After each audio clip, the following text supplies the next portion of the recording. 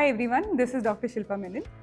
Today we're going to discuss about a very simple screening test called Pap smear. Prevention of any disease is as important as methods to treat it. So Pap smear is a screening test for cervical cancer. Now why are we talking about this today? We should know that in India contributes to 1/4 of the deaths which occurs because of cervical cancer throughout the world, which means it is very prevalent here in India. And cervical cancer is one cancer which is very much preventable.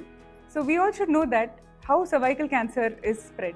It is one cancer which affects the female genital organ. So cervix is the mouth of the uterus, which means the opening of the uterus. And this cervix cancer is caused by a virus called human papilloma virus. So this virus gets infected only when once the woman is sexually active. So it's more like a sexually transmitted disease. And the pathogenesis as to how the disease progresses is like this. Once the woman is affected by the virus, usually the innate immunity acts and tries to kill the virus, which means the viral infection comes and goes. But if it persists, sometimes the high grade of the virus will persist, the infection will persist, and over 7 to 10 years, this will become cancerous. So because of this advantage of the time period of 7 to 10 years for the progression of the disease, we can pick up this disease in the precancerous stage. So that's why this whole screening test of Pap smear has come into picture. Now, how is it done? It is an OPD procedure, which is usually a woman is asked to come immediately after periods and asked to avoid using vaginal douches, and is also asked if any white discharge is present during that time, because during infection this test is not taken.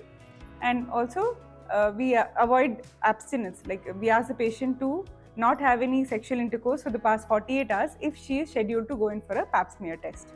Now with all this, the patient can walk into the OPD. In the OPD, within 5 minutes, this procedure is done, wherein the cervix is made to visualize using a speculum.